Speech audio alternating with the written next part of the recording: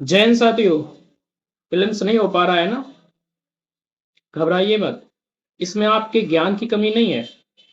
कमी है तो अभ्यास की, कमी है तो सिर्फ प्रैक्टिस की। आपके पास खूब नॉलेज है, लेकिन अगर आप प्रैक्टिस नहीं कर रहे हैं तो आप यूपीएससी प्रीलिम्स को क्वालिफाई नहीं कर सकते हैं। Without practice you can not qualify UPSC CSC prelims at all. और इसलिए हमारे पास सिर्फ एक ही ऑप्शन है, प्रैक्टिस प्रैक्टिस और सिर्फ प्रैक्टिस। इस चीज को आप मूल मंत्र बना लीजिए। जब तक आप अभ्यास नहीं करेंगे, हर दिन प्रतिदिन अभ्यास नहीं करेंगे, तब तक आपका प्रीलिम्स नहीं होगा। क्योंकि प्रीलिम्स बहुत ज़्यादा नॉलेज का अब पेपर नहीं है, बल्कि एक अभ्यास का पेपर है। अगर आपने ठीक ठाक प्रैक्टिस कर रखी है तो आप प्रीलिम्स में बहुत सारे भी क्वेश्चन कर लेंगे जो क्वेश्चन आपको नहीं आते। चलिए शुरुआत करते हैं। आज के 10 क्वेश्चन में आप हमें 8 क्वेश्चन सॉल्व करके दिखाइए और साबित कीजिए कि आपने अभी तक क्या पढ़ा है, क्या सीखा है। ठीक है, चलिए शुरुआत करते हैं। पहला क्वेश्चन है, निम्नलिखित में से किससे या किन में भारत में अंग्रेजी शिक्षा की नींव पड़ी? पहला ऑप्शन 1813 के चार्टर एक्ट। दूसरा option general committee of public instruction 1823। तीसरा है प्राच्यविद एवं आंग्लविद विवाद। इसके ऑप्शन आप देख लीजिएगा, इस प्रकार से हैं। ठीक है, चलिए हम सॉल्व करते हैं इसको। आप पॉज करके सॉल्व कर सकते हैं। ठीक है, पहली बात, 1813 का जो चार्टर एक्ट आया था, उसमें 1 लाख एजुकेशन पे हर वर्ष पर ईयर 1 लाख का प्रावधान किया गया था कि भारत में एजुकेशन पर खर्च किया जाएगा। ठीक है, उसके बाद में 1823 में general committee of public instruction बनाई गई। इसका हेड था लॉर्ड मैकाले मैकाले इसका मूल उद्देश्य ये था कि जो प्रावधान किया गया था 1813 के चार्टर एक्ट में, 1 लाख रुपए एजुकेशन पे खर्च करने के लिए हर वर्ष, उसको इन्फोर्स करना, उसको एग्जीक्यूट करना। ठीक है, और तीसरा है प्राच्यविद और आंग्लविद विवाद, ये भी था। क्योंकि कुछ लोग कह रहे थे कि हमारी जो शिक्षा पद्धति होनी चाहिए अंग्रेजी भाषा में होनी चाहिए, पश्चिमी होनी चाहिए, विज्ञान होनी चाहिए। और कुछ लोग कह रहे थे कि भारतीय शिक्षा होनी चाहिए, हिंदी भाषा में होनी चाहिए। तो ये था विवाद। तो ये तीनों ही आधार हैं उसमें। ठीक है, तीनों ही ऑप्शन ठीक है आपके। तो इस प्रकार का आपका ऑप्शन हो जाएगा डी। डी, ठीक है। चलिए नेक्स्ट क्वेश्चन देखते हैं। नेक्स्ट क्वेश्चन कुछ इस प्रकार से है, सर्वोच्च न्यायालय की स्थापना के संबंध में निम्नलिखित कथनों में से कौन सी सही है? पहला, कलकत्ता में सर्वोच्च न्यायालय की स्थापना 1773 के रेगुलेटिंग एक्ट के द्वारा की गई थी। दूसरा, लेमेस्टर इस न्यायालय के प्रथम मुख्य न्यायाधीश थे, चीफ जस्टिस ऑफ इंडिया। आप बताइए ऑप्शन कौन सा होगा, आप ऑप्शन देख लीजिए। ठीक है, हम सॉल्व करते हैं। पहला बिल्कुल सही है, 1773 के तहत स्थापना की गई थी। लेकिन ये गलत है, लेमेस्टर नहीं थे, यहाँ थे एलिजा इम्पे। Elijah Impey. ठीक है, चलिए अगला क्वेश्चन देखते हैं।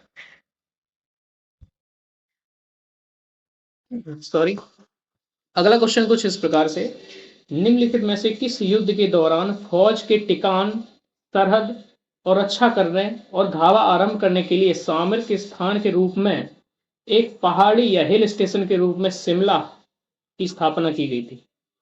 किस युद्ध के दौरान शिमला की स्थापना की गई थी एक पहाड़ी हिल स्टेशन के रूप में? किसके लिए? फौज रह सके वहां पे, सरहद की सुरक्षा के लिए, सामरिक स्थान के लिए, रक्षा के लिए। तो वो था आपका एंग्लो गोरखा युद्ध। एंग्लो गोरखा युद्ध जो नेपाल से हुआ था, गोरखा युद्ध, इसके लिए। नेक्स्ट क्वेश्चन देखते हैं अपना। इस प्रकार से ऑप्शन आप सॉल्व करिएगा। चलिए हम देखते हैं। खगोलीय दूरियां प्रकाश वर्ष में नापे जाने का कारण निम्नलिखित में से कौन सा है? पहला, तारकीय पिंडों के बीच की दूरियां परिवर्तित नहीं होती हैं। तारकीय पिंडों का गुरुत्व परिवर्तित नहीं होता है। प्रकाश सदैव सीधी रेखा में यात्रा करता है और प्रकाश की गति सदैव एक समान होती है। तो आपका आंसर डी हो जाएगा इसका। प्रकाश की गति सदैव एक समान होती है। प्रकाश की गति कितनी होती है? ठीक है, आगे चलते हैं। आज की क्लास का अगला क्वेश्चन इस प्रकार से, सूची 1 और सूची 2 दी गई है। ठीक है, इसमें आपको मिलाना है, मिला लीजिए, ऑप्शन भी देख लीजिए पूरे। ठीक है, चलिए सॉल्व करते हैं इसको।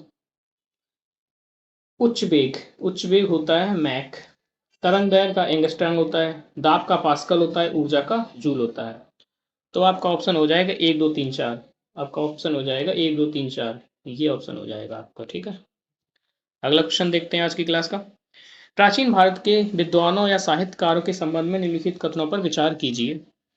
इस तरह से ऑप्शन है, देख लीजिएगा। ठीक है, इस इतना कर लेते हैं, देखते हैं अपना। सही देखा, पाणिनि पुष्यमित्र शुंग से संबंधित थे, गलत।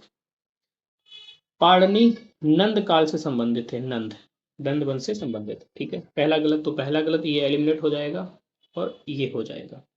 दूसरा, अमर सिंह हर्षवर्धन से संबंधित थे, ये भी गलत है। क्यों? क्योंकि अमर सिंह का संबंध चंद्रगुप्त द्वितीय, तो ये भी गलत है, दूसरा भी गलत है। कौन बचा? तो आपका आंसर सी हो जाएगा। ठीक है, ये सही है। नेक्स्ट क्वेश्चन देखते हैं। नेक्स्ट क्वेश्चन कुछ इस प्रकार से है, आपको ये बताना है मैनली कि जो वित्तीय उत्प्रेरक है ये क्या होता है। फिजिकल स्टिमुलस, फिजिकल स्टिमुलस क्या होता है? इस शब्द का उपयोग काफ़ी ज़्यादा किया जाता है और कोविड-19 के दौरान आपने खूब सुना होगा, सरकार इतना फिजिकल स्टिमुलस दे रही है, वित्तीय उत्प्रेरक दे रही है। ठीक है, इसमें आप ऑप्शन देख सकते हैं। हम सीधे आंसर पे चलते हैं। आंसर इसका ये है। कैसे? सरकार की गहन निश्चयात्मक कार्रवाई जिसका लक्ष्य देश में आर्थिक गतिविधियों को बढ़ावा देना होता है। मेनली होता क्या है, देखिएगा। जब देश में मांग कम होती है, ठीक है, जब देश में मांग कम होती है, मांग कम क्यों होती है? जब मंदी की अवस्था होती है। 2020 में उत्पादन बिल्कुल रुक गया था, मांग खत्म हो चुकी थी। ठीक है, क्योंकि लोगों के पास रुपया नहीं था, आय नहीं थी। अब क्या हुआ? सरकार ने फिर क्या किया? बहुत ज़्यादा खर्चा किया। सरकार ऐसे बहुत ज़्यादा खर्चा करती है और कर बहुत कम कर देती है, जिससे कि जनता के पास क्रय शक्ति बढ़ जाए। टैक्स रेट कम कर देगी और अपना फिजिकल जो एक्सपेंडिचर है बढ़ा देगी। ठीक है, जैसे जनधन योजना में 500 रुपए दिए सभी लोगों को, इसी प्रकार के बहुत सारे कार्य होते हैं। इससे क्या होता है? मांग बढ़ती है, लोगों के हाथों में क्रय शक्ति आती, मांग बढ़ती है, उत्पादन होता है और जो आर्थिक गतिविधियां हैं, आर्थिक गतिविधियों को बढ़ावा देता है। ठीक है, नेक्स्ट क्वेश्चन देखते हैं। नेक्स्ट क्वेश्चन है इस प्रकार से, लोकसभा और राज्यसभा के बीच गतिरोध के किन स्थितियों में संसद की संयुक्त बैठक बुलाई जा सकती है? साधारण विधि के पारित कराने की स्थिति में, धन विधेयक को पारित करने की स्थिति में, संविधान संशोधन विधेयक का पारित करने की स्थिति में। तो ध्यान रखिएगा, ये दोनों ऑप्शन गलत है, क्योंकि ज्वाइंट सेशन आर्टिकल 108 108 के तहत होता है और केवल साधारण विधि के संबंध में होता है। ठीक है, तो केवल एक आंसर इसका ठीक है। इसकी अध्यक्षता कौन करता है? लोकसभा का स्पीकर करता है। अगला क्वेश्चन देखिए, कई प्रतिरोपित पौधे इसलिए नहीं बढ़ते क्योंकि नई मिट्टी में इष्ट खनिज पदार्थ नहीं होते। अधिकांश मूल रोम नई मिट्टी को अधिक शक्ति से पकड़ लेते हैं। प्रतिरोपण के दौरान अधिकांश मूल रोम नष्ट हो जाते हैं। प्रतिरोपण के दौरान पत्तियां क्षतिग्रस्त हो जाती हैं। आपको कुछ ऐसा लग रहा होगा कि सभी ऑप्शन ठीक है, नो डाउट, सभी में कुछ ना कुछ हकीकत है, कुछ ना कुछ सच्चाई है। पूर्णता कोई ऑप्शन गलत नहीं है, लेकिन यही तो यूपीएससी है। आपको क्वेश्चन का वो आंसर चयन करना है जो सबसे ज्यादा प्रभावी है, सबसे ज्यादा सुटेबल है। तो सबसे ज्यादा सुटेबल है ये वाला सी। क्योंकि होता क्या है, जब हम पौधा, प्रतिरोपण का मतलब एक जगह से उखाड़ा और दूसरी जगह पे उसका रोपण कर दिया, गाड़ दिया। ठीक है, होता है कि जब उखाड़ते हैं तो छोटी छोटी, आपने देखो जड़ें होती है, एक मूल जड़ होती है, उसके अलावा छोटी छोटी होती है, तो सारी टूट जाती है, बहुत ज्यादा टूट जाती है, इसलिए बहुत कमजोर हो जाता है। और जिस चीज की बुनियाद ही कमजोर हो जाए तो नष्ट हो ही जाएगा, सीधी सी बात है, बढ़ते नहीं है फिर। आप एक्सरसाइज प्रयोग करके देख लेना। अगला क्वेश्चन है, भारत में उत्प्रवाही द्रव्य, हॉट मनी शब्द से क्या समझते हैं? मुद्रा, आरबीआई में आरक्षित निधि, शुद्ध जीडीआर, शुद्ध विदेशी प्रत्यक्ष निवेश यानी कि एफडीआई, विदेशी पोर्टफोलियो निवेश एफपीआई। ठीक है, तो इसका आंसर हो जाएगा आपका डी, एफपीआई। होता क्या है, ले मेंटल में इसको समझ लेते हैं। जो विदेशी के में रहने वाले वो लोग होते हैं जो हमारे यहाँ के शेयर बाजार में निवेश करते हैं। विदेश में रहने वाले वो लोग जो हमारे यहाँ पर शेयर मार्केट में निवेश करते हैं, कभी भी निवेश कर देते हैं जब अच्छा देखते हैं बाजार, चल रहा है, और जब बाजार ठीक नहीं चल रहा है तो निकाल लेते हैं, जैसे कोविड-19 के दौरान हुआ, सभी ने अपना अपना पैसा निकाल लिया। ऐसे में क्या होता है, फिर शेयर बाजार क्रैश कर जाता है, ठीक है, और अर्थव्यवस्था बहुत ज़्यादा प्रभावित हो जाती है। तो इन्हीं को कहते हैं फॉरेन पोर्टफोलियो इन्वेस्टर। और चूंकि इनकी मनी ऐसी है, कभी भी इनफ्लो कर सकते हैं, यानी कि ले सकते हैं, कभी भी आउटफ्लो कर सकते हैं, आ सकती है, तो इसलिए बहुत हॉट मनी है, इसको पकड़ के रखा नहीं जा सकता है। जैसे किचन में हो आप, किचन में आपने कोई बर्तन में पानी रखा है, गर्म कर रहे हैं, और आप ऐसे ही नंगे हाथों से उठा रहे हैं, तो क्या करेंगे, जैसे ही उठाएंगे आप पकड़ पाएंगे उसको, नहीं पकड़ पाएंगे, गिर जाएगा। तो क्या है, हॉट है। इसी प्रकार से वो मनी ऐसी होती है कि हम उसको नहीं पकड़ पाएंगे, कभी भी जा सकती है। तो विदेशी पोर्टफोलियो निवेशक, आई होप आपको ये क्लास पसंद आई हो। हर दिन प्रैक्टिस करते रहिए, जुड़े रहिए, अपने जो भी आपके कलीग हैं, सहयोगी हैं, उनको ये मेरी क्लास शेयर करिए, उनका भी भला हो, ठीक है। क्योंकि यूपीएससी सीएससी का प्रीलिम्स तभी आप क्वालिफाई कर पाएंगे जब आप डेली प्रैक्टिस कर रहे हैं। और 10 क्वेश्चन बहुत हैं डेली प्रैक्टिस करने के लिए, हालांकि आप पूरी भी टेस्ट सीरीज लगाएं तो वो नहीं लगा सकते हैं डेली, उसकी एक सीमाएं होती हैं, लेकिन ये क्लास कर सकते हैं।